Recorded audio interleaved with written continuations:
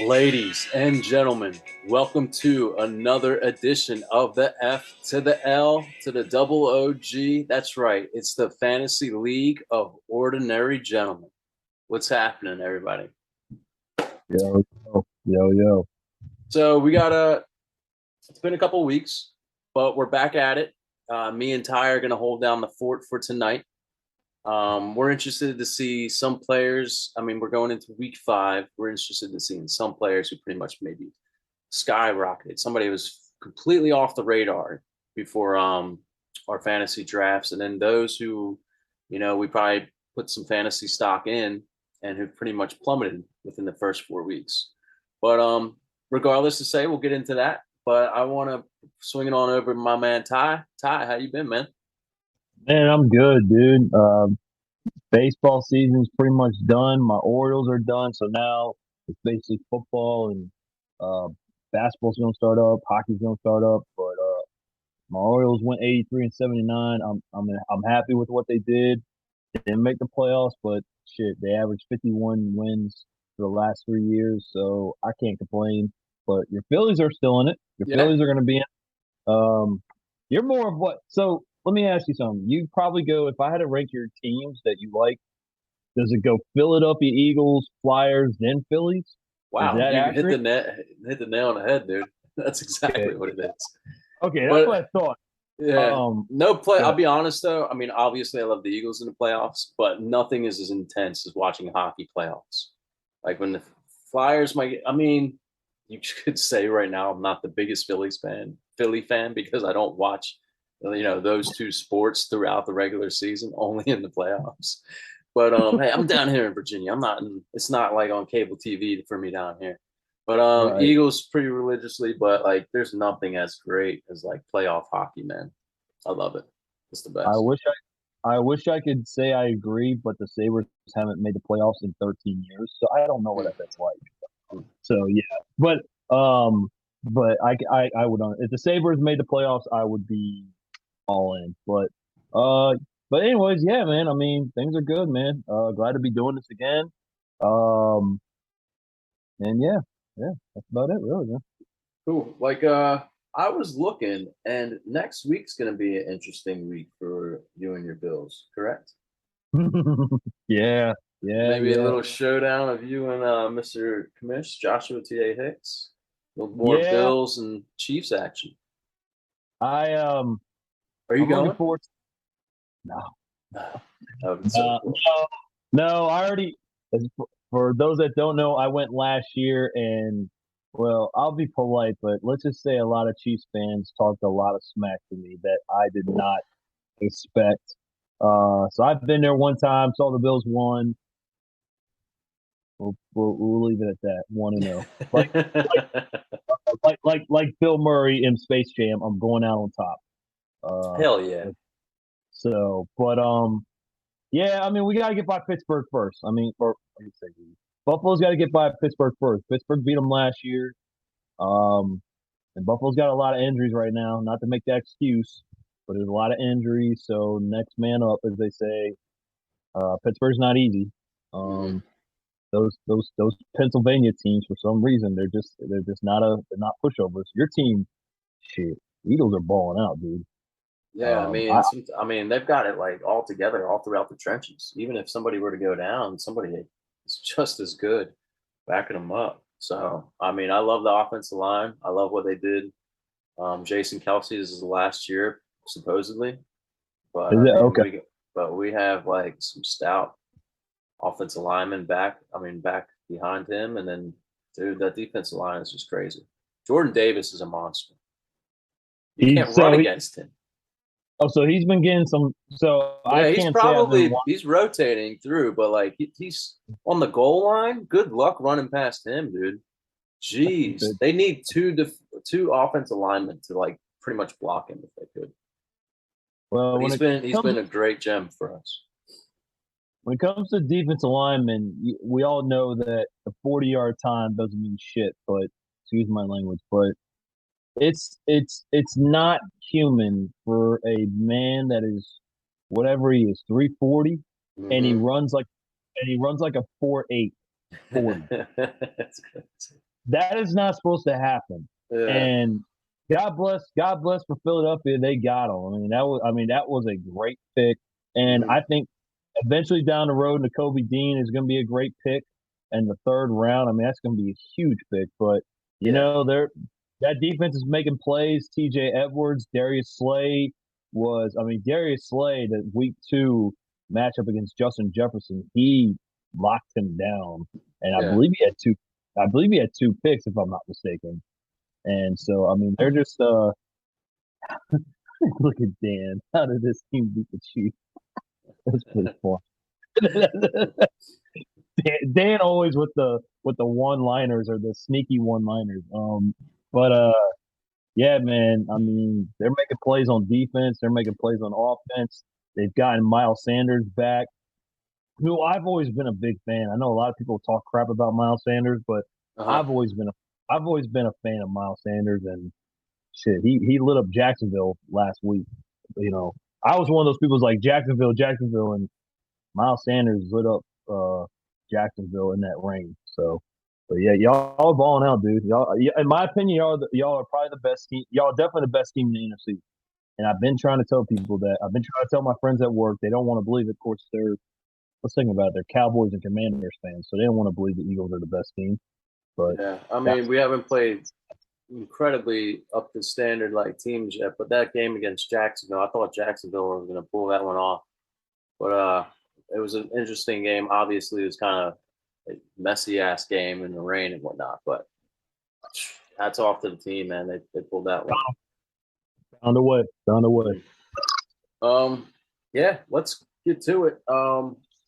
We're gonna, like I said, we are going to name off some players who pretty much either are trending upwards or trending downwards. So to start it off, Ty, you want to kick it off? Yeah, I'll start with quarterback position. You want me to do both of mine, surprise and disappointment? Sure. Or you want? Okay. So my surprise is Geno Smith, and my disappointment is Derek Carr. And I'll start with Geno Smith. Let's be honest. We all thought that Seattle should have drafted a quarterback, maybe first round, second round, heck, even the third round. Heck, Washington got a quarterback in the 5th round named Sam Howell. We all thought that they should have drafted a quarterback. That didn't happen. Then we all said they needed to trade for Baker Mayfield. That didn't happen. He ends up going to Carolina. He's looking, meh. And so then there was talk of Jimmy Garoppolo maybe getting traded to him, which that never makes sense to me. Right.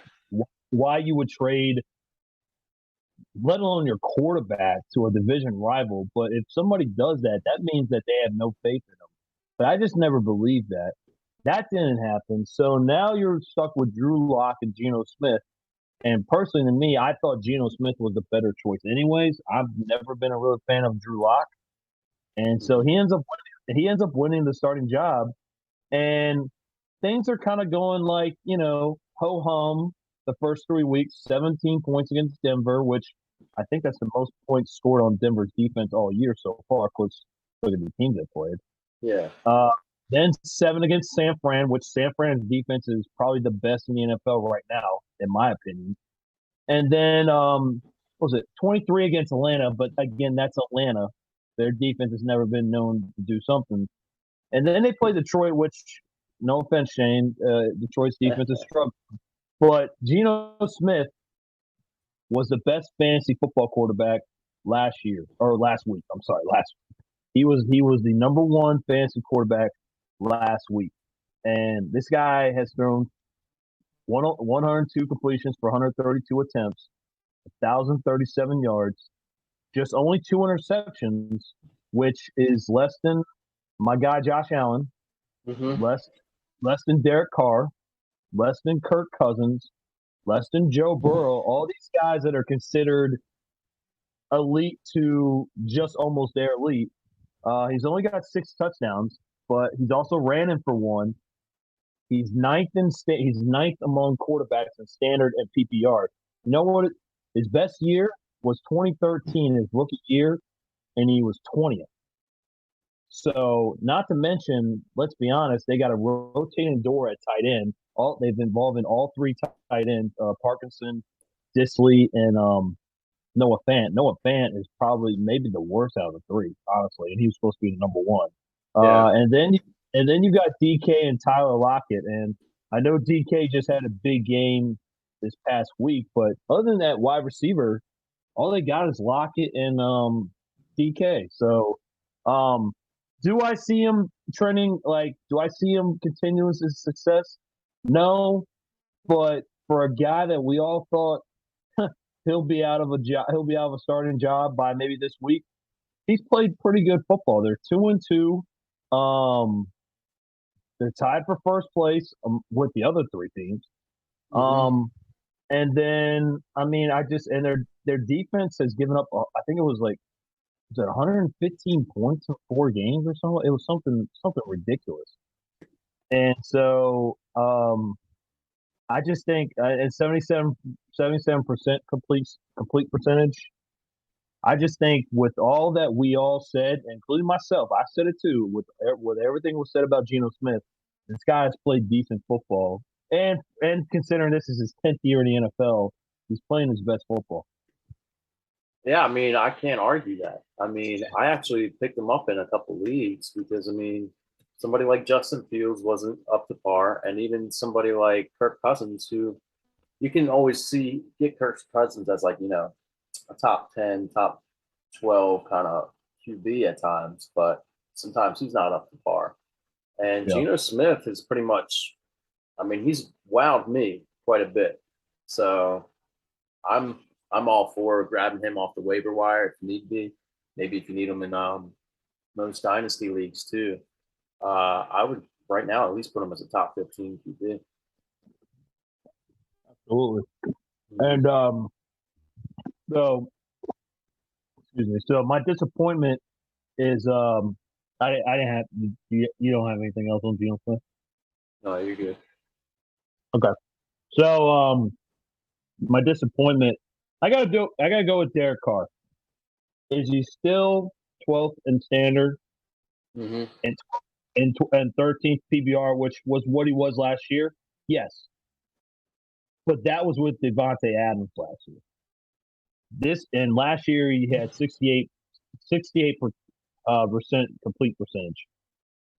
This year he's only got 61, and and his touchdown to ratio is 6-4.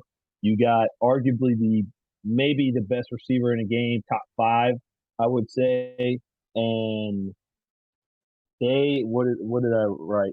In 3 of the 4 games, him and Devontae Adams, their target to completion of targets has been less than 60%. There was only 1 game where they had a complete percentage of 60%. Um, Against the Cardinals, Devontae Adams only had 2 catches for 12 yards. The game after that, he only had 5 catches for 36 yards. And then you have Darren Waller, who his is a little more with because Hunter Renfro wasn't there. But the last 2 games, he's had less than 24 yards and less than 5 targets and less than 3 catches. Um, Again, this is another team, and again, this goes back to kind of their team too. Their defense is not that good, or they've been underperforming. Um, they're 1-3. We all thought, I think a lot of people thought that they could win this division, and not that the season's not over, or not the season's over, but they've been just underperforming all the way around. Their best player, in my opinion, on offense has been Josh Jacobs, and we all thought a lot of people thought that he was going to be out of a starting job. This is his 4th year. This is a contract year. Um, I don't remember if they picked up the 5th-year option or not. I'm not entirely sure, but they drafted They Zim. haven't. They haven't. Okay, so there you go. And Josh McDaniels, I heard this yesterday. Josh McDaniels comes from the Patriots, who doesn't. They don't pay their running backs. They get whatever they can, and then they just say goodbye, see you later. That's probably what the Patriots will do to Damian Harris this year. So Josh McDaniels comes from that philosophy, and Josh Jacobs has been the best, in my opinion, has been the best player on the offense. I mean, I know Renfro's been hurt the first two or last two games, but Josh Jacobs has picked up the slack, especially last week. I mean, he went off against Denver, but I think that's all I got for Derek Carr. I just think well, I'll just say as far as the team and him, it's just been a disappointment. And him between him and Devontae Adams, like I said, three of the four games have been under 60%. That's not a good look. So um, that's all I got.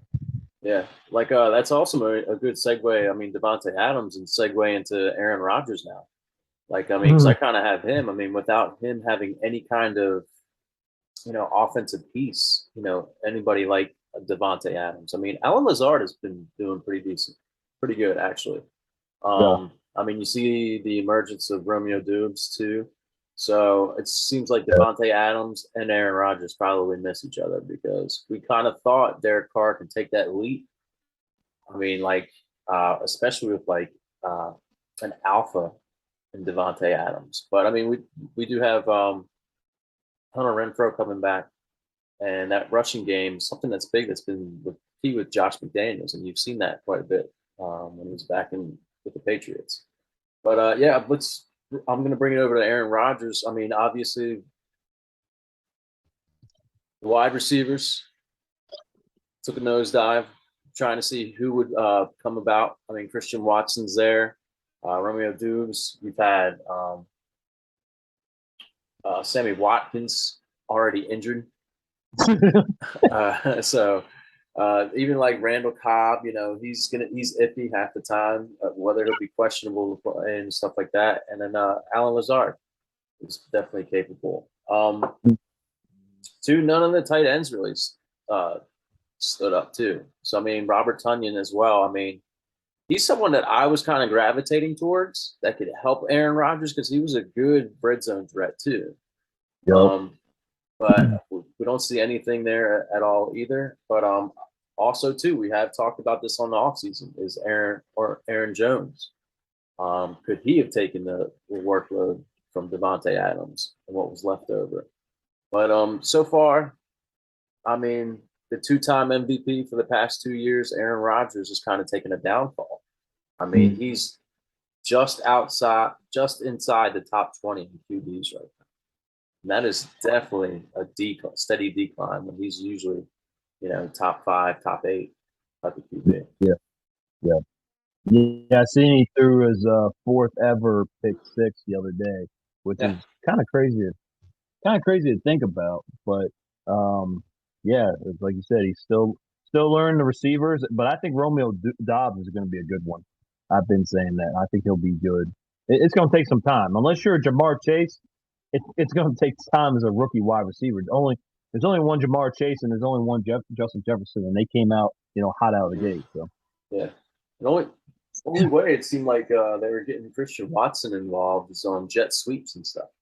Like I haven't really mhm. seen too many of him catching much, but it seemed like Uh, yeah, Matt LaFleur is trying to get him somewhat involved. You know how sure. Rodgers is. If you're not catching it, or if you're making any kind of mistakes, or you're not where you're supposed to be in your route, like he's gonna look towards somebody else half the time. So Exactly. there's definitely Exactly. some growing pains with that team. So it'd be interesting to see how this shakes out for the rest of the season. But Hmm. I want to go to a different team, same division, and give a little props to Jared Goff, who right now he's like a top five, top six option in fantasy right now at QB. Already through 151 attempts, completed about 92 of them, well, a little over 1,100 yards. So Goff, this team, did you see the stat, Ty? Like, I think, okay, the Lions pretty much average per game 36 points a game, Yep. but they give up 36.3 points per game. Yes. Yes. Yes. Oh, uh, jeez. or Yeah. 39, something like that. But man, I couldn't believe it. But I I want mean, to, yeah. it's. I was just Oh, gonna say, man, it's bad when you score 45 points. You shouldn't be losing. mhm. No, no offense, but the Detroit fans, but you shouldn't. You score 45 points. You ought to be crushing people. So Yeah. Well, I mean, the benefactor of that from Jared Goff basically is one that you were bringing up in Amon-Ra St. Brown. yes, sir. Yeah, yeah. So this guy was he was outside the top 20 in standard and PPR last year, and he kind of ended on a high note. But I think you alluded to some of those games were without T.J. Hawkinson, which for a couple years now he's been the number one target for the Detroit Lions, and I know Amon-Ra St. Brown could take that next step, but he's already got 33 targets in the first 3 games, 23 catches, which that's not bad. It's everybody's favorite number, 69% complete percentage. I know that was bad. But 69% complete percentage and 253 yards and 3 touchdowns. And this has been his line. So for those that he missed the last game, he's still seventh in standard and he's still seventh in PBR. He has not gotten less than 10.3 points per game in fantasy football. That's amazing. And if he had kept that line this week, he would be fourth in both PBR and standard. He would be only behind Tyreek, my guy Stephon, and of course Cooper Kupp.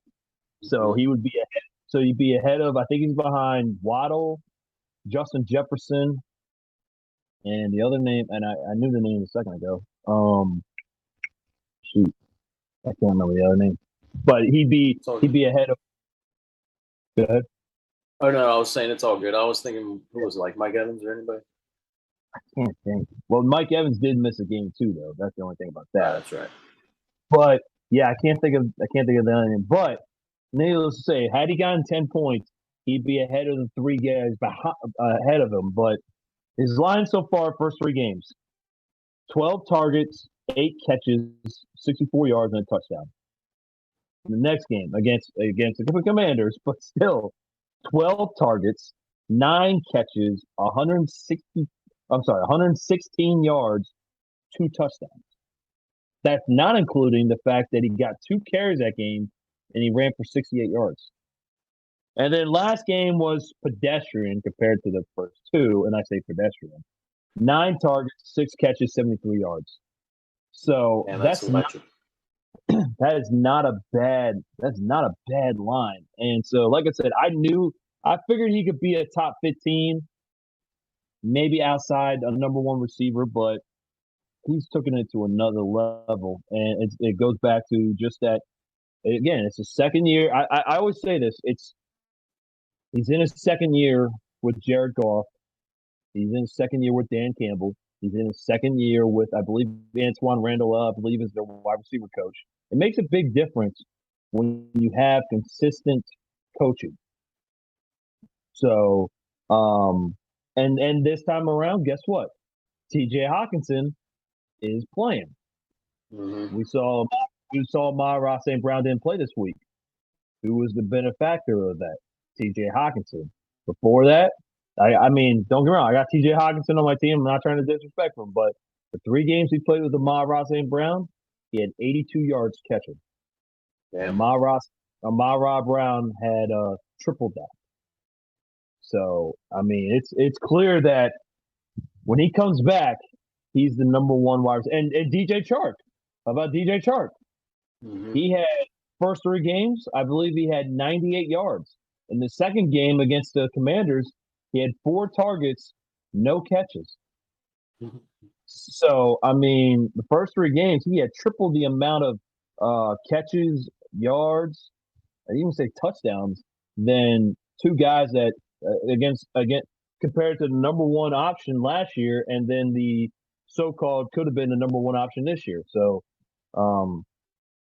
I can't wait till he comes back because he's in one of my leagues. But I mean, I can't wait to see how this season goes for him because I mean, again, he's number 7 in standard of PPR, and he missed a game. Yeah, that's wild. Like I'm a big fan of him, dude. Like I definitely tried to trade for him in some leagues. Like after the first week, but definitely not easy to get. So there's some ways I think in some leagues, especially Dynasty, you're gonna have to package in some way, shape, or form in order to get somebody like him. Like I mean, Yeah. if somebody's looking for a running back, maybe you can dive through and trade up a running back if you stacked in that in order to get him in ways. But he's been carrying the load, especially with some other teams too. Like I mean, if you had him as a wide receiver 2 or 3, you're in the money right now. So I think he's huge, big asset in fantasy right now. He can definitely be a league winner, I believe. Well, and the only thing is he might not play this week, but the good news is they have a bye next week. And so if they can get by New England, they'll probably get DeAndre Swift back and Amon-Ra St. Brown. Just saying. Saying. Dude, I'm gonna give a little props to Josh Reynolds too, man. He looks good. I mean, he's definitely like one of those possession wide receivers for Jared Goff ever since I know me and you have talked about it quite a bit before, but like stemming back to them, the Los Angeles Rams when they were both there too. So I mean, they'd have some rapport. So I always think like Josh Reynolds is definitely somebody to look at. Say if Amon-Ra is out, DJ Chark's out, all of them. Definitely. Go ahead. I was just going to say, I think he was the number 2 option this past week behind Hockenson. Yep. I think he had like 80 yards or something. So yeah, he was the number 2. The week before he had a good game too. I think he had some like 90 yards or something like that. So yeah, Josh Reynolds, I agree. Josh Reynolds is starting to pick up some steam. We'll see if that carries over once Ahmad gets back. Mm-hmm. I mean, I hate to keep this going because Shane would bust a nut. I mean, with all this Lions talk. But Jameson Williams, do you know the ETA of it? I haven't really looked. Yeah, only Shane Williams. I mean, I've seen that he hasn't been on IR, right? He's just mainly the pup. I think he got put on the pup. Mm-hmm. So that would mean that if he did get put on the pup, he's eligible to come back this week. But that being said, they don't have to put him. They don't have to take him off or how does it go? I can't remember. The Bills got the same thing with Tre'Davious White, but they haven't. They haven't opened the window. Basically, once you get taken off the pup, you have to. It's like 21 days. Something like that. Yeah. Yep. So I mean, again, if you're Detroit, I wouldn't even rush it. Like if he's not ready, which it doesn't look like he's going to play this week, and that's okay because again, they're about to go on a bye next week, so you could get Jameson Williams back. You could get. Only Shane would know how far along he is, but yeah, I did notice that he's possibly capable after the bye. So okay. Maybe for the next 2 to 3 weeks, you might see that debut of James Williams. Right, and that'd be perfect. Like I said, you'll get probably a healthy DeAndre Swift and a healthy Amon-Ra St. Brown, and then Jameson Williams. That offense is it's already humming. Imagine with it with Jameson Williams. So, in ways, I kind of like to do make trades against the grain. Like sometimes it hurts me in Dynasty, say, and sometimes it comes out to my benefit. It all depends on how you play with it. I don't like to just try and trade to win half the time. I like to trade and see is this going to work for me? Is it going to work for the other guy too? But Jameson Williams in Dynasty, would you take a small leap and trade for him?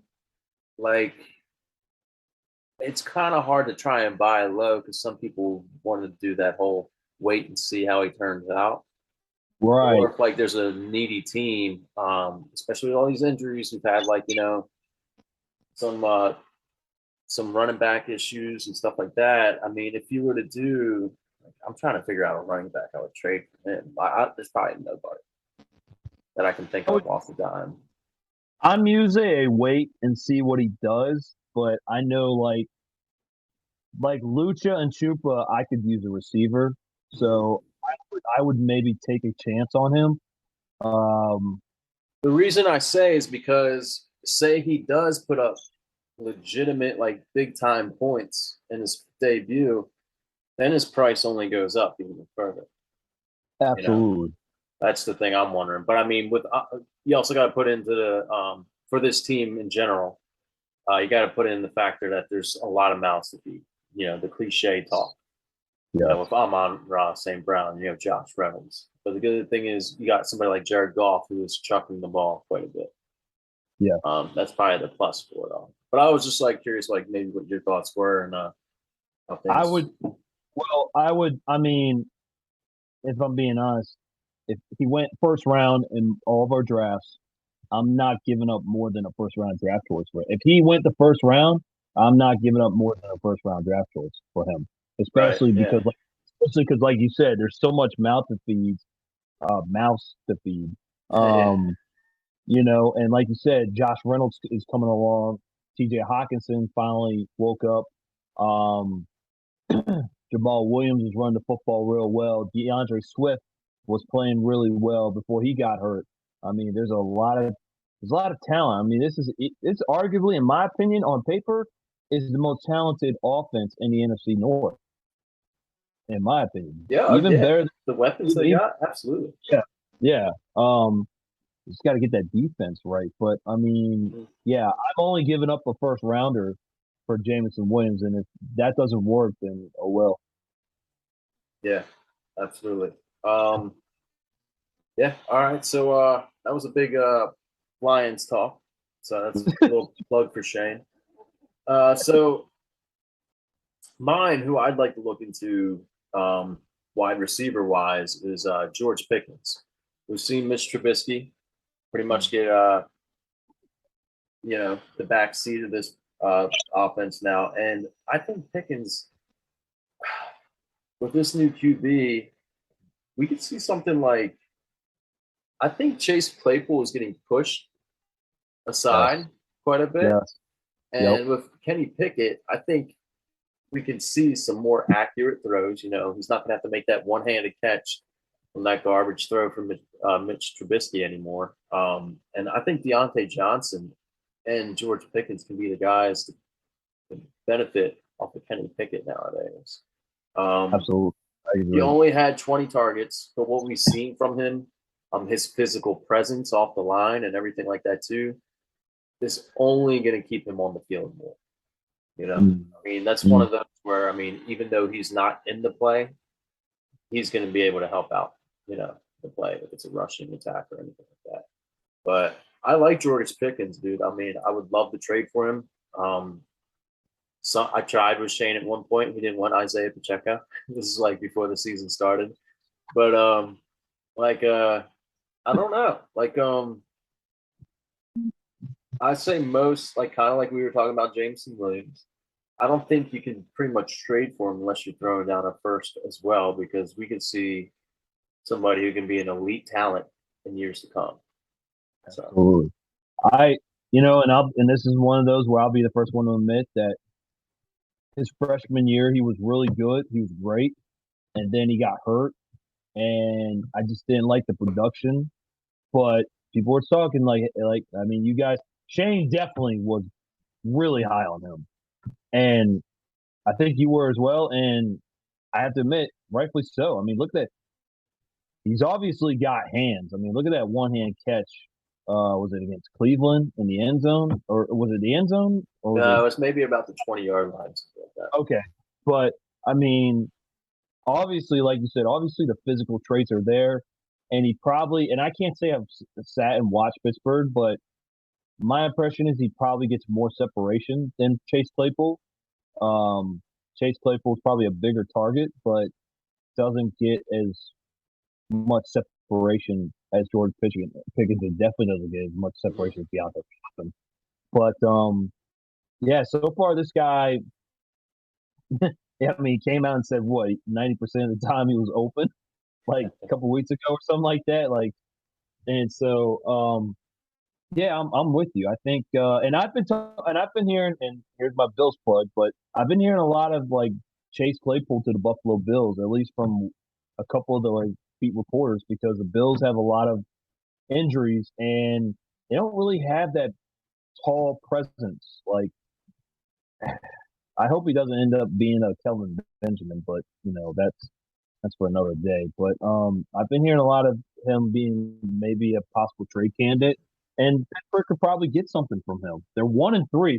Listen, they're 1-3. So if it gets worse, they're probably going to be trading off some people. So uh, I know this is going off topic, but yeah, I think George Pickens is definitely pushing Chase Claypool out the door, Mhm. and Kenny Pickett seems to have a little more arm talent than Mitch Trubisky. He also can get out of the pocket a little more and get him on the run.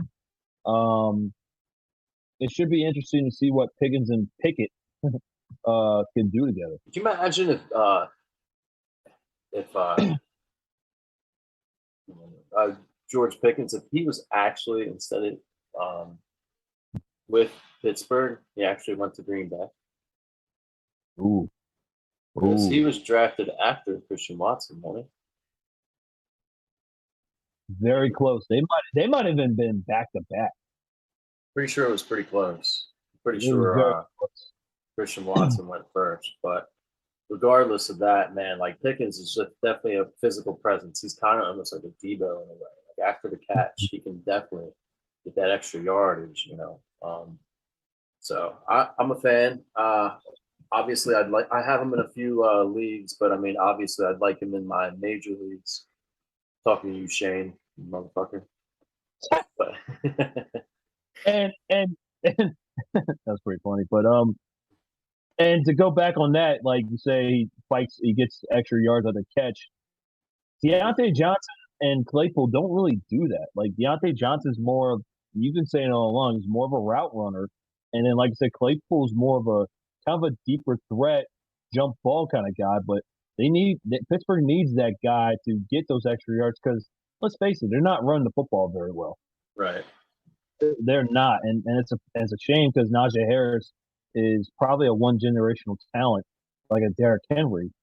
Uh, but they need that guy to get those couple extra yards when he catches the ball 1 yard short of the first down and he fights for it. They need a guy like that. So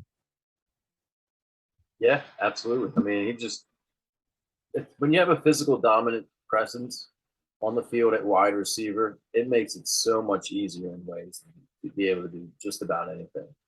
Um, but yeah, I was going to go on the opposite end and say that somebody that we all thought could actually make a bounce back this season um, would have been Allen Robinson after his stint in Chicago last year with Justin Fields. But now mm, with Matthew Stafford, it still seems like Stafford is just throwing the Cooper Cup. Um, yep, Basically, I think he had 19 targets yes, last week, yes, which was yes, absurd. yes, I think maybe Allen Robinson had four, but regardless of the fact, like I mean, I think at this point, the whole team is kind of like taking a step back after that Super Bowl last season. The running yeah, game really isn't there. Um, no, it seems like it's only Cooper Cup or Tyler Higbee, Tyler Higbee, exactly. yeah, So whether regardless if he's just not looking at Allen Robinson or if he's not getting open, that remains to be seen. But Allen Robinson to me is somebody you want to bench. Um, I would at least see how it's going to be within the first couple of weeks before you start to drop him. But Allen Robinson is definitely somebody that I mean I'm fading huge in the weeks to come. Um, yeah, yep. do you have any shares of him at all? I mean, it's I don't have I don't have them in any of my leagues, but I would just say, yeah, it's very obviously. I watched the Bills and Rams game, the first game, and I mean, we all can exaggerate after the first game, but I actually watched most of the Rams and 49ers game, and it was very painfully obvious that Matt Stafford goes through two reads. It's basically Cup and Higbee, and if Higbee ain't there, he tries to force it in the cup. And I mean, 14 out of 19 looks phenomenal, but when you're scoring 9 points, that's a problem. And against the Buffalo Bills, they scored 10 points. That's a problem. Um, again, you're supposed to have this Matt Stafford, great quarterback, and he's a really good quarterback. I mean, for so many years in Detroit, but it's a problem when you're down to basically Higbee and Cup, and everybody knows it. Everybody knows it's either going to go to Cup or it's going to go to Higbee. And yeah, I don't know if Stafford trusts Robinson. I don't. He might even trust. To be honest with you, he might even trust Ben Skronik more than he Mhm. trusts Allen Robinson. Yeah. Honestly, I I mean, mean, right now you're looking at 150 attempts for Matt mhm, Stafford, and only 18 of mhm. those were to Allen Robinson.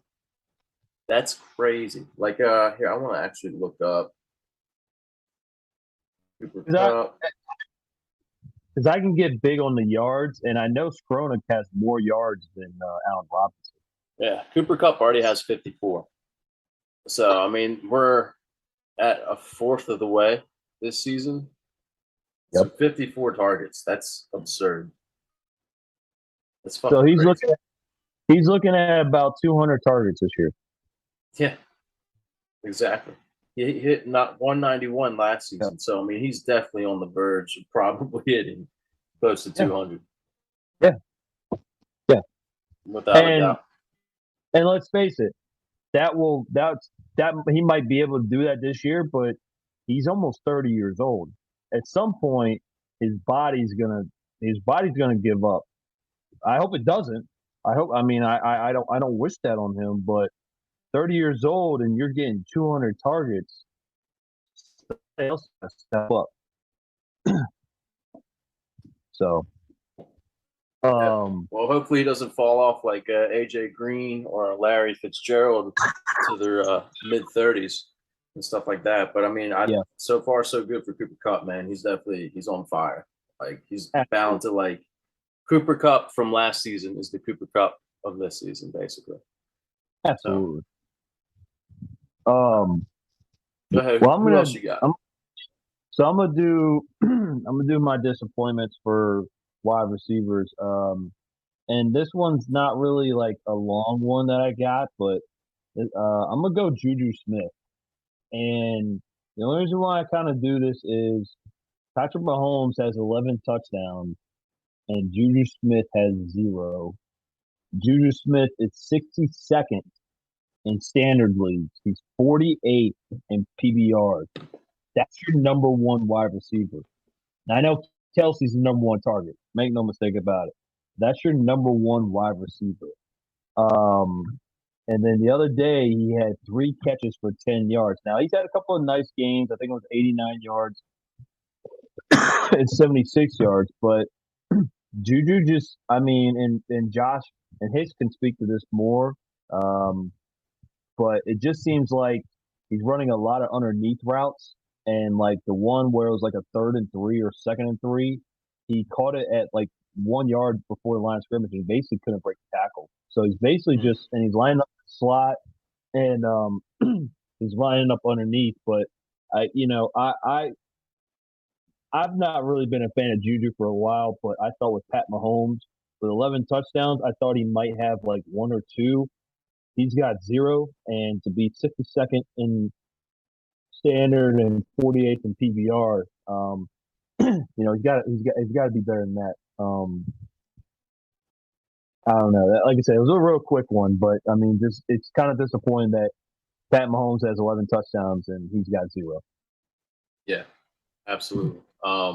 Yeah, so I mean, obviously Travis Kelsey is like the biggest benefactor of Mahomes, but also MVS hasn't been much of anything. Sky Moore, I mean, we've maybe seen some small glimpse of him. I know last game he did pretty damn well from the the targets that he got. But did you also see that Odo Beckham Yes. uh, Yep. was visiting with them too? So they're trying to Yes. find that possibly alpha wide receiver to match Travis Kelsey, kind of like Tyreek did last season too. Right. Right now, they were thinking Juju would. I thought Juju did pretty decent on some like wide receiver screens, but in other Yeah. ways for him to get open, he hasn't done a whole lot. He just seems like an underneath kind of guy, underneath kind of route guy. Yep. I just Hmm. I don't maybe like a 10 yard out, but I don't see him making a quick cut and then just like making somebody fall down like my man Gabe Davis, who we'll talk about in a second. Like my man Gabe Davis did to Rashad Fenton in the playoffs and he fell on his rear end. I Hmm. just don't see him. I don't see him being that guy. Like you said, screens, you know, crossers. Um, that seems Drag to be routes, his type. slants. Yeah. Yeah, that just seems to be his type of game. So, and that's great. That's great if he's like a number three. If he's your slot receiver and he's doing this, that's great. But he's supposed to be your number one. Like you said, I think they need to get an alpha at some point. Hmm. I Yeah. just don't see him being the alpha. But a slot receiver, yeah, I think he could be a really good slot receiver. But alpha, I don't know. Right. So go ahead. Why don't you go on over to Gabe Davis, what you were talking Yeah, about? yeah. I so far it's been kind of a the first game was really good. He had 4 catches, 88 yards, and a touchdown. But he missed the Titans game, and then he played the Dolphins game, and you could tell during the week of practice he was still lingering. Like he made a cut, and he just looked like he made a cut, and he was still limping, but he was adamant on playing. And he's from Florida, and he had 6 targets for 3 catches for 37 yards. But one of the plays was he was in the end zone going up against somebody I'd never heard of, Keon Crossan. Remember the name? You may never hear him again. And he came down with the ball, and right when he came down with the ball, Crossan knocked it out, and so it wasn't a touchdown. There was that, and I think he had another drop. And then last game, he had 3 targets for 1 catch, 13 yards, and both of the incompletions were drops on him. You say it was raining or whatnot, but the reality is that I don't. For those that don't know, he's got an ankle injury. I don't think it's been. I don't think it's been right since the first game. I don't think he should have played in the Dolphins game, and I don't really think he should play in the Ravens game last week. But it seems like he full practice this week, so maybe this is the week he turns it up. But unfortunately, he just hasn't. Like I said, he was great the first game, but the last 2 games, couple drops, and then like I said, he let a somebody I've never heard of knock a ball away. Um, he just it's just so far it's been kind of disappointing. Like you said on off air, you can blame an injury, but like I said, if you're out there and you got the ball in your hands, you got to come down with it, and you can't let. I mean, he's like 6'2", 6'3". You can't let someone knock the ball down when you're coming down 2 feet to secure it. And then, like I said, he had 2 drops last week against. It was raining, but still, it was a matchup he could have dominated, and he only had 1 catch for 13 yards. Um, so far at the moment, it's been kind of a disappointment for me. Maybe this week against Pittsburgh, they got a bunch of injuries. Maybe he comes alive, but for right now, it's been kind of a disappointment the last 3 games. Yeah, I mean, even that injury in well, he was out for week 2, right? Yeah. Just he was pretty much drafted in the 6th or 7th round in most leagues. So, I mean, Hmm. everybody thought that the upside was there. It's not to say that he can't bring it back, but I think that one game in the playoffs where he just lit it up. What, for 3 touchdowns? 4? Four, Well, four. I mean, definitely you know more than I do, but like, gee, like he's. I think he can be a legitimate player. I mean, it's only his 3rd year, but I mean, he's definitely stepping it up when he needs to. It's just like, I mean, there's a lot of wide receivers on that team too. I mean, also you have what's his name that got injured too. Um, Isaiah McKenzie. yeah, McKenzie and also Jameson Crowder. Though. So you had Yeah, 2 guys who are pretty much like slot wide receivers for the most yeah. part, who are taken out. But I mean, now that you have them out, Gabe Davis can pretty much be used on the inside and out. So I mean, Mm, that's to his factor in a way, right? Yeah, yeah. I mean, he's more of an outside guy, but I've seen him lined up in the inside. But yeah, no, I mean, maybe it's an over exaggeration. I'm hoping maybe this week is the week because he practiced. This was the first week since he got hurt that he practiced full at all. Every week, every game, every all last 3 weeks he's been limited every week. This is the first week where it's full. So maybe this is week, and Pittsburgh's got a bunch of injuries in their quarterbacks. So maybe this is the week where he lights up Pittsburgh. But I don't know. We'll see. I don't know. Nothing against your Bills or anything. Like, I mean, it was just like Gabe Davis is not somebody I always was like looking to draft because the draft position was so high. You Mm-hmm. know, like everybody I'm with. was on him. I was just like, I mean, there's still a small sample size of this kid. Obviously, we Yeah, love the talent of Josh Allen and that he can get to his wide receivers. right. Maybe some on this podcast more than others, but I mean, but I mean, just like it was just the fact that I just had to like take a step back and see it first, you know. Sure. But I'm, um, I'm yeah, I mean, he's still young. I mean, he's capable, and the season is still young as well too. So I mean, there's plenty of football left this whole year for him to make a comeback. So it'd be yeah. fun to see. Yeah, maybe if he doesn't do some this week, then maybe I really need to press the panic button. But um, I just thought that he shouldn't have been playing the last 2 games, and he should have just let it heal. But I get it. He was from Florida. You want to play in front of your friends, and family. I get it, but we'll see. Maybe this is the week. Yep. I wanted to swing it on by to the Cowboys, and especially without Dak, we've seen Ezekiel Elliott kind of falter a little bit. You know, he's not the grinder that we're used to in previous years, but um, 59. I mean, the thing is, like, it looks like him and Tony Pollard's snap percentage. It looks like it's 35, 65 right now, maybe close to like 40, 60. But I mean, Mm-hmm. Zeke almost has like 60 rushing attempts, whereas Tony Pollard has about 36. So we're seeing around that 35 to 40% for Tony Pollard now, too. Zeke only 3.85 yards per carry compared to Tony Pollard's 4.5. When going with Zeke, too, I mean, it looks like they're pretty much stacking the box in ways since they don't Yeah. have, you know, that kind of what is it, a dual threat kind of QB as well. But Yep. maybe we'll see something when Dak comes back. We have Michael Gallup back, so that kind of helps maybe open up the run offense for both him and Pollard. Um, Mm-hmm. Also to there was Noah Brown. He was actually Brown. interesting. Like he did pretty damn well, you know, when Gallup was not there. So I I thought like. we all thought too maybe Jalen Tolbert would take that excess, but it looks like it's more Noah Brown. Um, Yeah. so Yeah. Noah Brown's definitely been a big factor for Dallas and their success so far.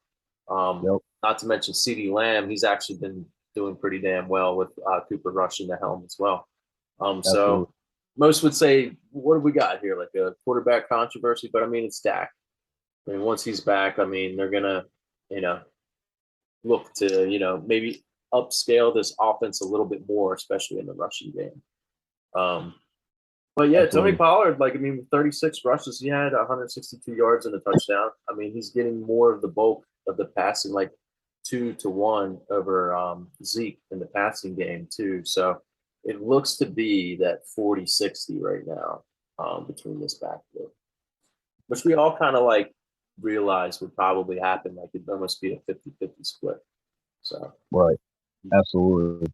Yeah. I'll just say that I've always, at least the last couple of years, I thought Tony Pollard is a better football player, and it's becoming kind of a little bit obvious that he's the better running back. Honestly, um, just a little more, got a little more. Seems like he's got a little more juice than Zeke yeah, does. he's more Honestly, explosive than Zeke is now, but I know Zeke's vision is better. That's the only thing. So I think short yardage, like I said before, like I mean, sometimes the stats and everything don't reflect exactly like what they look in for most plays. I mean, Zeke, when they have that short yardage first downs, they're going to go for him because I mean, he's more likely to have that vision hit the hole where it's supposed to be, and try and get what he can out of that. But Absolutely. yeah, it's interesting, man. I'm kind of interested to see where Zeke will be next year. So this is going to be a big turnaround, and then we'll see if this team can pick it back up, especially with Dak coming back maybe in the next couple of weeks. So, Yeah, I don't think it's. I don't think it's this week, right? I think. I nah, think Cooper Cooper Rush will Rush. still be there. Yeah. Okay. But yeah, no. If Jerry can save a buck, he'll do it. So if they can save money by getting rid of Zeke or trading him, they'll do it. So, Exactly. but yeah, I've always thought Tony Pollard was at least a better football player, like you said, more explosive. Mm-hmm. Excuse me. So, All right, what running backs you got? okay. So, my surprising is Saquon Barkley. Disappointing. I'll go Joe Mixon. I'll start with Saquon Barkley. And again, this is kind of I forget who was it. Oh, it was Geno Smith. I was down on Saquon Barkley. I've been kind of down on Saquon Barkley since after the 2019 year. And to be honest, the last 3 years, out of 49 playable games, he's only played in 28. And the offensive line last year was terrible. It was terrible the year before, terrible the year before that. His rookie year, they weren't even good either. Saquon was just uber talented, and I've been on this podcast where Shane's been big on Barkley, and I said so he's going to do it in the fifth year. And right now, after a quarter of the game, he is doing it. He is first in all. He's first in all-purpose yards in the entire NFL. The next guy is Nick Chubb, who is 76 yards. I'm sorry, 74 yards behind Saquon Barkley. He is second in standard and second in PPR, and the only reason why he's that is because he only has 2 touchdown runs, whereas Nick Chubb has 5. But it is very clear to me that Saquon Barkley is the best all-purpose back right now in this game. Yeah, And again, absolutely. Yeah. and and like I said, I'm on record saying that I didn't believe it. And right now, through the first 4 games, he is proving me wrong, and he's probably proving a lot of people wrong that probably said the same thing. What was I gonna say? And really, nothing's changed with the Giants other than they did bring a couple of their offensive line, but they still kept Daniel Jones, who Daniel Jones is not he's not exactly lighting up the scoreboard as far as throwing the football goes. They have no receivers. That's Well, even more impressive. Is that you think the playbook of Brian Daboll and like his knowledge actually maybe feeds for this offense just a little bit because they don't really have that great of wide receivers too, but they're still edging out games and whatnot.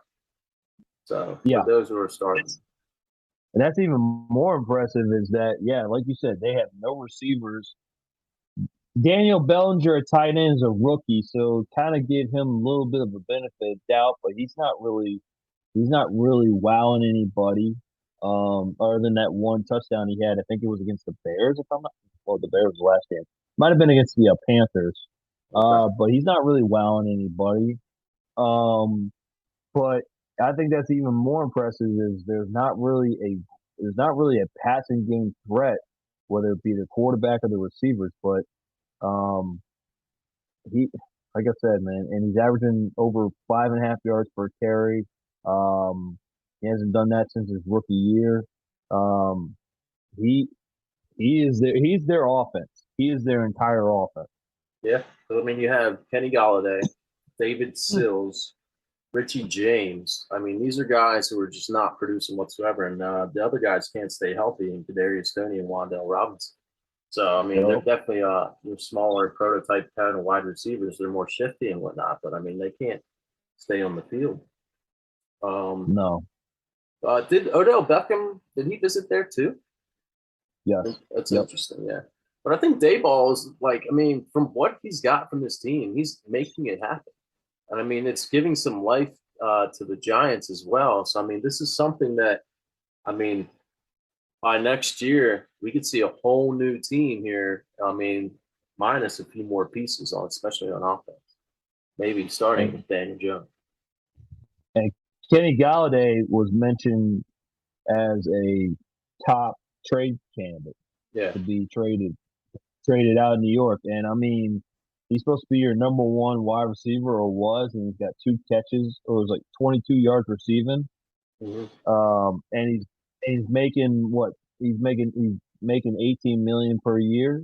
Eventually, he's going to be gone. It's just when. It's just a matter of when. Is it going to be this year? Is it going to be next year? Um, Right. Eventually, he's going to be he's going to be out in New York. Yeah. And yeah, and I think I read somewhere where they have 5 million in cap space. Mm-hmm. You could see I could see OBJ going back to it because that's his type of atmosphere. I could see OBJ coming back to them. They're winning. Uh, it's a new regime, so new life for OBJ in New York. Yeah. But Well, back yeah, on Saquon, man. Like, I mean, I'll take yeah, anybody who has 31 rushing attempts.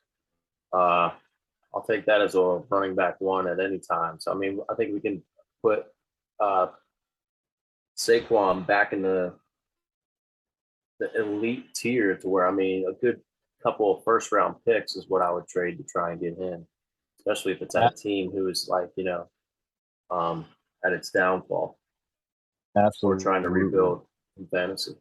But who'd you have on the opposite end for your Opposite decline?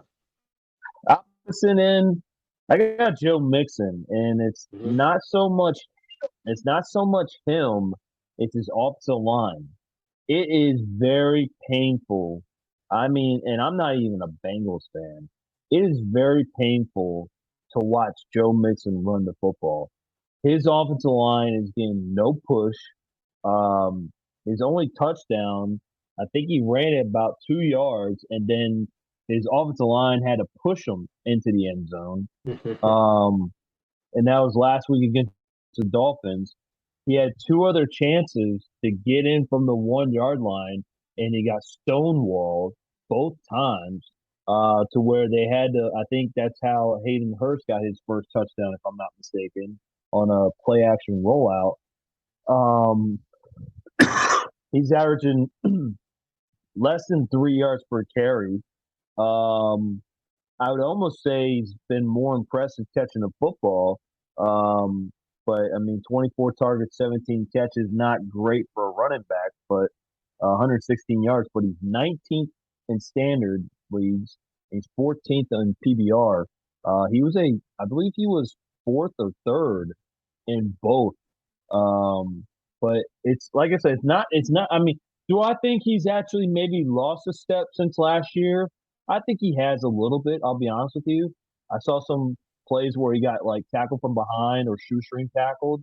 That was like, come on, dude. That he would have broke from last year because he had 13 rushing touchdowns and 16 touchdowns altogether.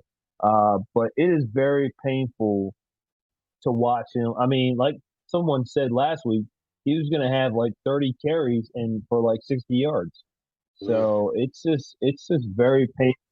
very painful to watch him run the football. Not because he's not a great player, because his offensive line is just not getting any kind of push up front. They're blocking a lot better for Joe Burrow. Remember, Joe Burrow got sacked like what was it, 7 times the first or the second game by the Cowboys, and now he didn't get sacked at all last week. I don't think. Uh, but it's just pain. It's painful to watch Joe Mixon run the football because this Yeah, offensive line is just not good.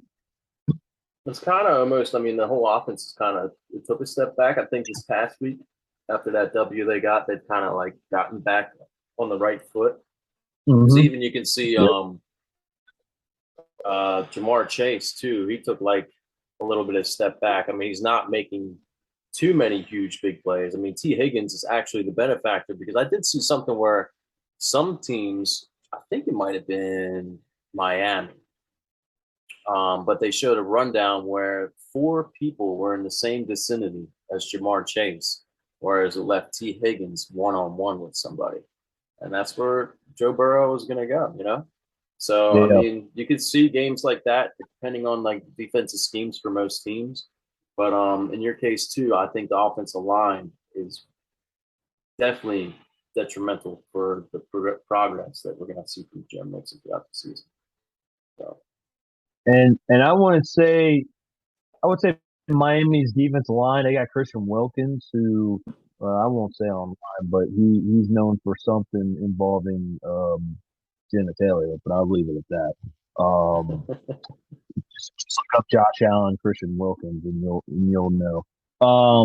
But other than that, their defensive line is it's not that good. Emmanuel Agba, but other than that, between those two guys, their defensive line's not that great. So they just weren't getting any push at all. I mean, it was painful to watch. And I have Joe Mixon in two of my leagues, one in Chuba where I'm undefeated, so I'm kind of codependent on him. But it was just painful to watch. It was painful to watch him run the football. It got to a point where I was like, "Don't run the football, please don't run the football. I don't yeah, care if I get any. I don't want you to lose yards." So yeah. Well, all right. Well, let's move it on over to tight end. We're going to keep it on two guys that are on the upswing. As in one, Pat Fryermuth with his second in his second season, and also Tyler Conklin, who's a huge veteran for now the New York Jets. Why don't you swing it on by with Pat Fryermuth?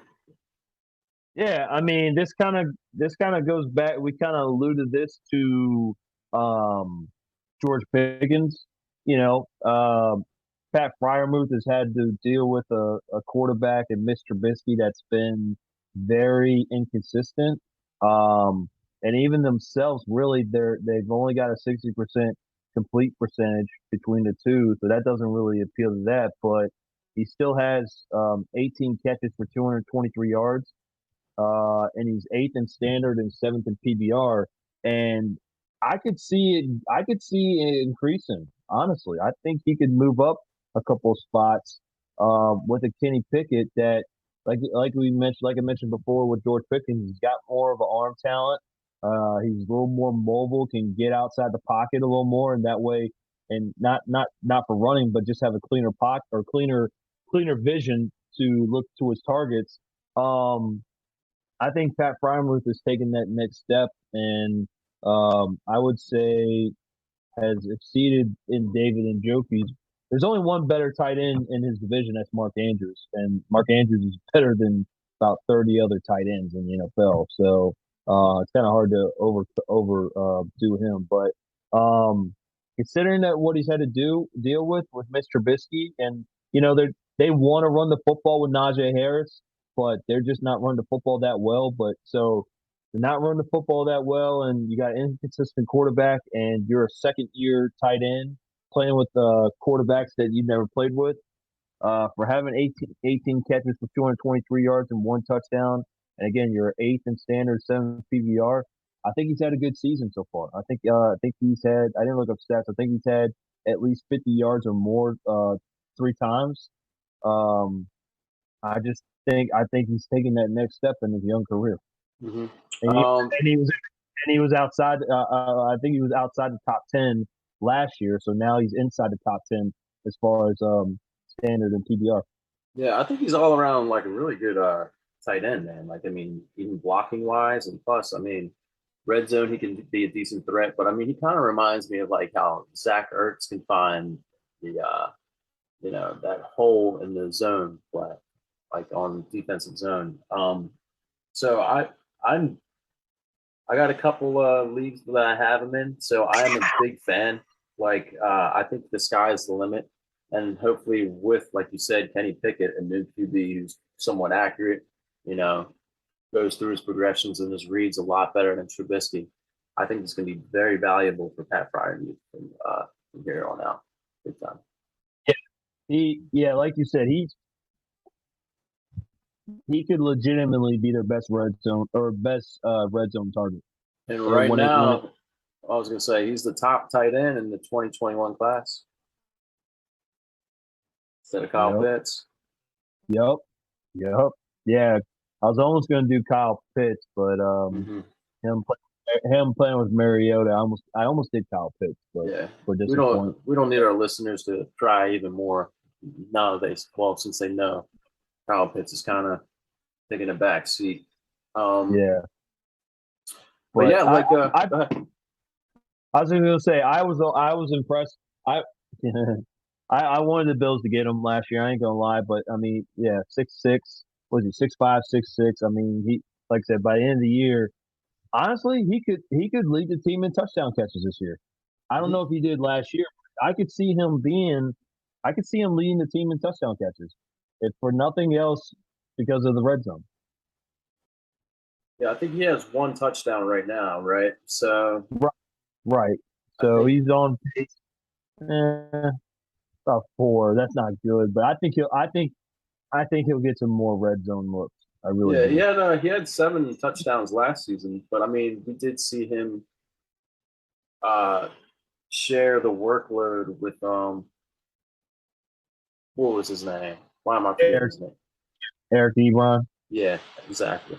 Double E. Yeah, and Um, now he but doesn't have to worry about that. yeah, his target share has definitely grown since last season as well. So I really do like Pat Fry. I mean, he's going to be a great all-around tight end, and you could opt probably after the season, you could start seeing him being drafted as a top five, you know, tight end. I mean, you're looking at 30 targets in the first four games, so you're looking. I mean, he's on pace for about 120 targets, Mm-hmm. Mm-hmm. and I mean that's incredible. Yeah. So one tight end that I was looking at too was Tyler Conklin. Uh, insane the amount of fantasy output he's had so far with the New York Jets. Um, the one thing is too, I mean, he was great with Flacco. We did see him come back with obviously with Zach Wilson at the helm too. Took a little bit of a dip, but I think his targets are as long as he gets anywhere between 5 to 6 targets a game, it's definitely substantial for him. We did see when he was the first 3 games with Flacco, 7 targets, 9 targets, 8 targets. I mean, that's what you want out of your tight end usually. I mean, that's something that breeds, like a top 10, top 12, tight end one. Yeah. So far, overall, tight end nine, and he is kind of killing it, dude. At 192 yards receiving, 21 receptions already. So that's pretty stout. And it's somebody that was obviously not drafted in your home leagues, and somebody that basically can be from here on out. Even though you still have Elijah Moore, you still have Garrett Wilson. I mean, Corey Davis is kind of taking an upward trend now that Zach Wilson was there, but it looks like he pushed the rest of the tight ends when it came to CJ Uzama and Jeremy Ruckert, aside, and we just found out that he is the top tier guy. So Absolutely, absolutely. No, yeah, he's been impressive, and I was kind of impressed with him last year at Minnesota. I thought he had a decent season, and he did enough to get himself a little bit of a paycheck in the Jets, and he's obviously the number one tight end on his team. But yeah, he's pushing. I would say he's pushing Elijah Moore for. I know he's listed as number two, but again, and maybe this is me being the bias yards, but he's pushing Elijah Moore for that number three option. I would say Garrett Wilson, Corey Davis, one and two, at least from last week. But Tyler Conklin is pushing to be that third option on this team ahead of Elijah Moore. But I expect Elijah Moore to pick it up. But no, Tyler Conklin, I agree. Definitely a top 10 tight end right now. Absolutely. I have him. I think I have him in two of my leagues, and the only reason why I don't start him is because one league I have Pigsby, and the other one I have Njoku. So that's you can make the argument start Conklin. You can make the argument start Njoku. They're kind of like neck and neck, but yeah, definitely. yeah, I yeah, no, I've been impressed so far with Tyler Conklin so far this season. Mm-hmm.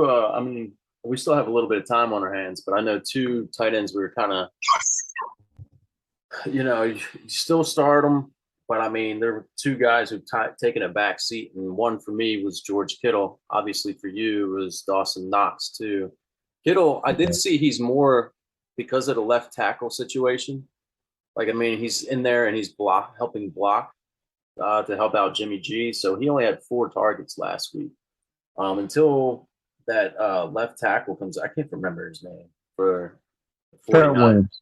Yeah. So until he comes back, which could be a few weeks, we might not see great production from George Kittle. Hmm. Yeah. Yeah. No, I totally agree with you.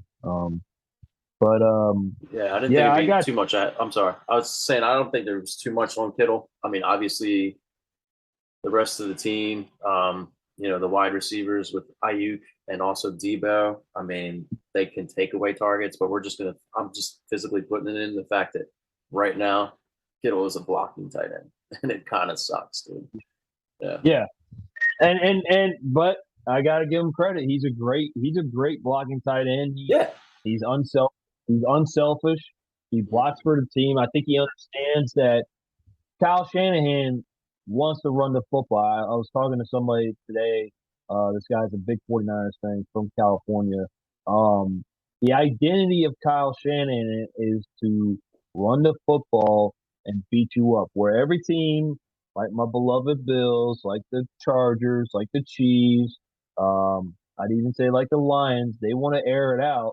Kyle Shanahan wants to beat you in the trenches and basically do it again and Mm-hmm. play great defense.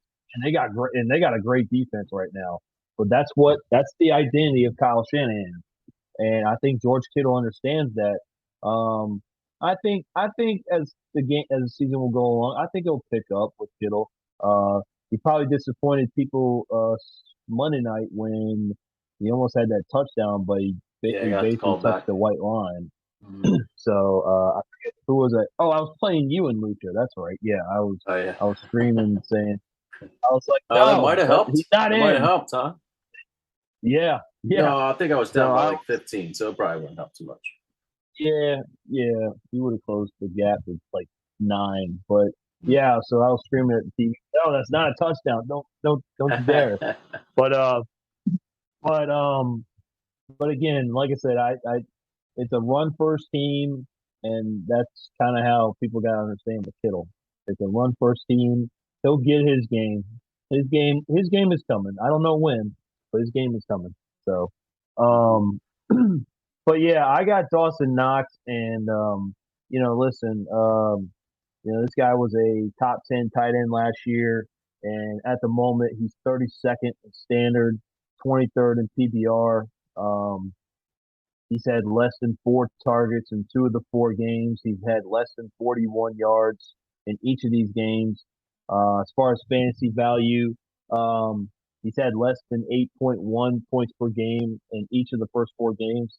Now you might go, okay, but the first 4 games, actually the first 5 games last year, he had 8.1 points per game or better. In fact, in 4 of those 5, he had 12 points or more.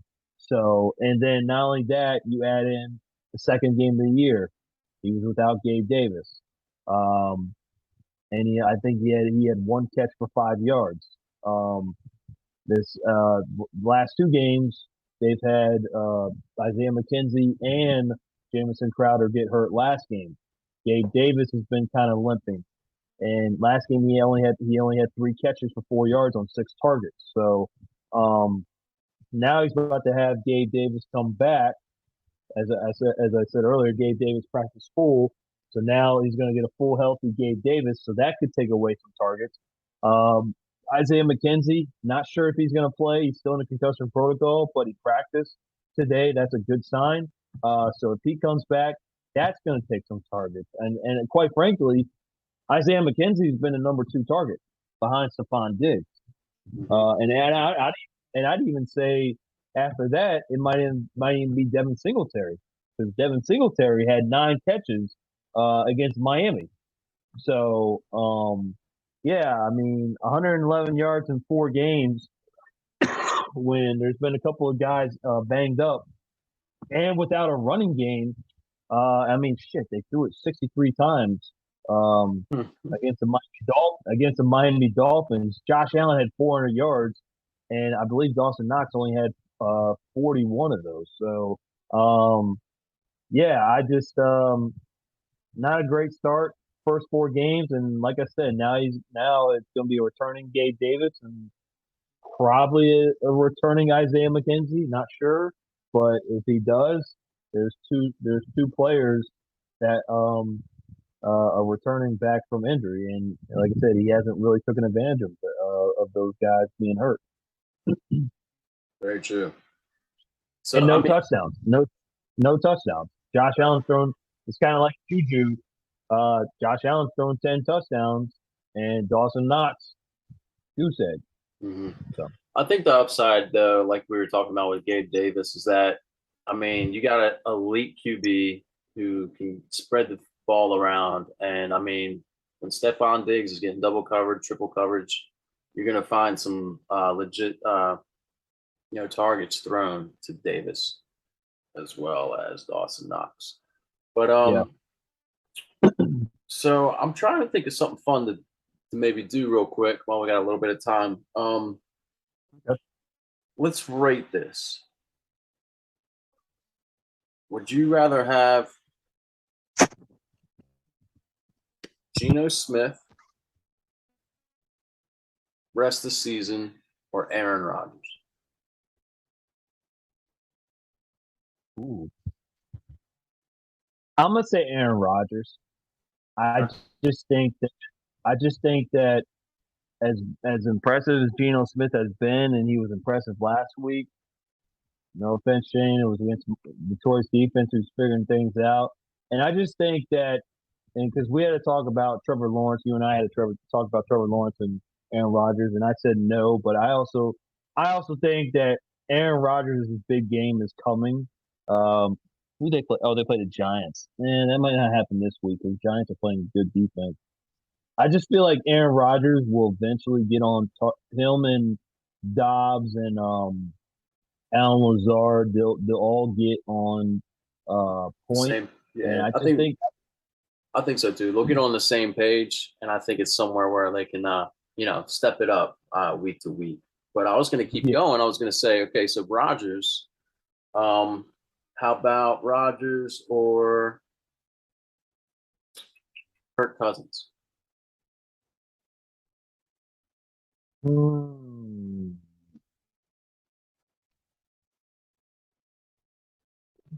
I'm going to personally go with Kirk Cousins. Um, yeah, just because of because just Rodgers hasn't really put up what I want to see out of him, but like Kirk Cousins can at least he's got top talent at wide receiver. I mean, he's got Dalvin Cook too, who's a great pass catcher in the backfield. Irv Smith right. is somewhat starting to escalate a little bit. Whereas, I Mm, mean, Green Bay, we want those pass catchers to evolve, but it still could be a mess. We don't know. Um, yeah, I'll agree with you on that. what about Kirk Cousins or Derek Carr? Ooh, ooh, ooh, ooh, ooh, ooh, ooh. I'm gonna go Derek Carr I like it. because I just think, like you said, Hunter Renfro was hurt Mhm. for the last games, Yeah. and right now it would appear that the running game has been better for the Raiders, and that will set up the pass. So I got. I'm gonna go. I'm gonna go Raiders on this one. I'm gonna Okay. go. I'm gonna go Derek Carr.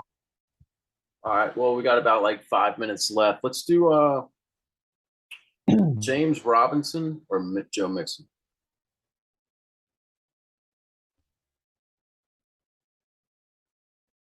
James Robinson. Okay.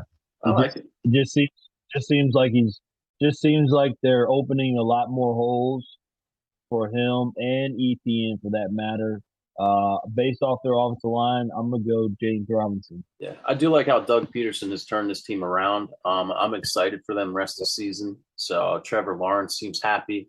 The rest of the locker room, who has been there last year, seems happy. Christian Kirk starting to evolve a little bit too. So I Yep. definitely like it. I would probably go with Mixon because of the offense is just like legitimately great, Mhm. just all around.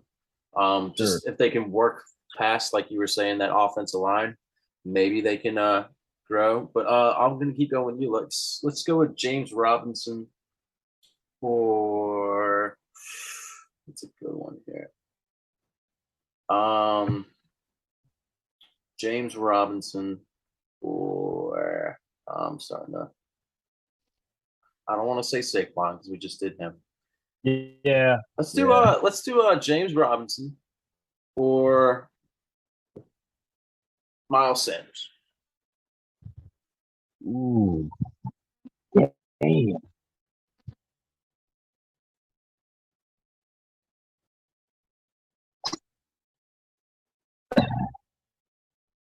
Oh man, I'm a fan of James Robinson. You can be a fan of Miles Sanders for me. Oh, yeah, but that's the thing. Yeah, yeah, I'm a big fan of but I'm also a fan of James Robinson. I'm gonna go Miles Sanders. Yeah, the only reason I'm I'm not a big fan of Miles Sanders, but the run offense for this team right now is legit. Like they're getting it done. Just about anybody behind. Even Trey Sermon had 2 carries for 19 yards. So I mean, just about anybody can run behind that offensive line. Let's do real quick. Miles Sanders or Clyde Edwards-Helaire. I don't have any share of these two guys. So I I have Clyde, but I also have Miles. mhm. I'm gonna go Miles still, even though Clyde had a better game than I didn't start Clyde last week. It didn't cost me, but he had a lot better game than I thought he would against Tampa. Uh, I'm still gonna go Miles. I'm still gonna go Miles Sanders because um I think he's more likely to have own that backfield than Clyde Edwards-Helaire is. I see Clyde's snap percentage is starting to dwindle down a little bit. Let's do with a Pacheco, couple. Okay. yeah. No, I was just gonna say with Pacheco and McKinnon, yeah, that's all I was gonna say. Yeah. All right. So we're going to do a couple wide receivers real quick while we got a little bit of time. Gotcha. So let's do Garrett Wilson or Gabe Davis. Ah, Uh, this one's fun for me. I hate this one. I'm gonna go Garrett. I'm gonna go Garrett because I just feel like Corey is gonna. I got Corey Davis, so I want him to do some in Chuba, but I just feel like Corey Davis is gonna take a downward turn at some point, and Garrett is number one. They want him to be number one. Gabe is obviously gonna be the number two, Right. maybe even the number three after Isaiah. I'm gonna go Garrett Wilson. I hate saying that, but I'm gonna go Yeah. Garrett Wilson. I'm on the same wavelength as you on that one.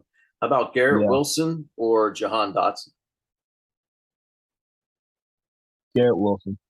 Okay. Even though I think Johan's got the touchdowns, I believe, but Hmm. has found the end zone.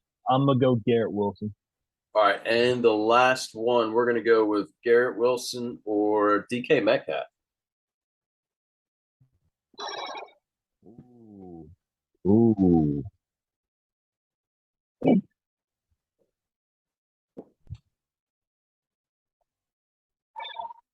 that's a tough one. God, I'm gonna go DK. Yeah, I mean, his physicality says it all. I mean, we're seeing Joe. I like kind of Geno Smith right now than I do Zach Wilson. But I agree. I kind of think like you can get a little bit more value out of DK right now instead of Garrett. But yeah, I think that's a pretty good one. But dude, it's a fun little episode. We got quite a bit Yeah, done. Um, absolutely. yeah, so I mean, we're definitely back in the fold, everybody. Um, you can follow us on theflug.com. You can follow us at theflug_FF. I am none other than Gars_Poetica on Twitter. And we do have 757 Bills Mafia, Mr. Tyson Cullen. What is it? Social media ghost?